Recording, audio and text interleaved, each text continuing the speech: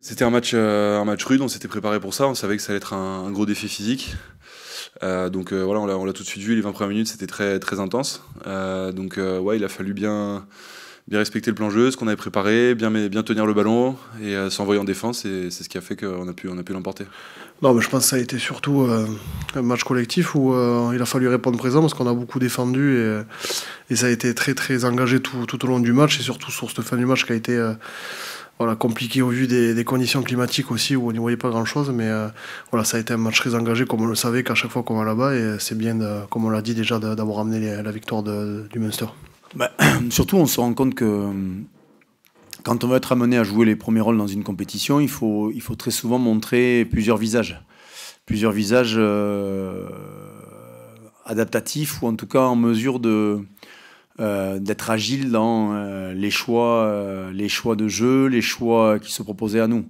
C'est pas forcément le match le plus abouti sur notre possession, mais par contre, il y a eu un pragmatisme et un engagement autour de notre défense et de la solidarité générale de l'équipe, collective de l'équipe, qui est plutôt rassurante. Et oui, je pense que ce genre de matchs sont toujours fondateurs pour être une référence dans certains secteurs. Je ne vous cache pas qu'il y en a d'autres qu'on aimerait encore plus développer, mais chaque chose en son temps, et notamment dans un match au Munster où on savait, et vous étiez pour certains d'entre vous sur place, où les conditions étaient quand même assez particulières, il fallait répondre présent dans ce registre-là, et je crois qu'en tout cas les registres de base pour gagner ce genre de match à l'extérieur dans des conditions comme celle-ci étaient celles que le Stade Toulousain était capable d'afficher, mais il faudra forcément plus, mais dans tous les cas, ce côté caméléon, il est hyper important.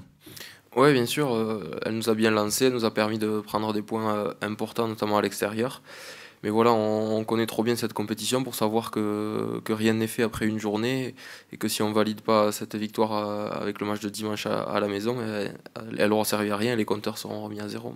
L'équipe de Sale, honnêtement, est une équipe qui, depuis 2-3 saisons, trouve de la cohérence dans son effectif, avec un effectif quand même suffisamment stable pour qu'aujourd'hui, il joue les premiers rôles, encore une fois, ou en tout cas des rôles importants dans ce Champions Cup, puisque ça fait 2 quarts de finale d'affilée. Ils ont quand même ils sont numéro 2 du championnat anglais, donc c'est plus un inconnu, et c'est surtout, je l'espère en tout cas pour nous, qu'on ne sera pas surpris par la qualité et l'intensité de ce que va nous proposer ce week-end l'équipe de Sale. Ouais, non, c'est ça en fait, c'est une équipe qui est très physique, qui est très dense, qui joue très bien, qui propose beaucoup de lancements, qui est très complète, qui fait un très bon début de saison en Premiership. Donc c'est une équipe qui est très complète, très compétente, avec des grosses individualités.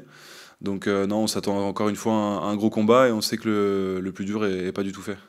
Oui, je pense que c'est une équipe dont on entendait parler peu ces dernières saisons, qui jouait pas forcément les premières places en Coupe d'Europe ou en Premiership, mais là on a vraiment senti que cette année ils ont franchi un cap, et ils l'ont montré avec leur entrée en lice dans la compétition le week-end dernier contre une équipe de l'Ulster qui, on connaît sa qualité, on connaît son appétence pour la Coupe d'Europe aussi, et qui pourtant a pris 40 points. Donc voilà, on est prévenu, on sait qu'on aura un très gros morceau dimanche ici.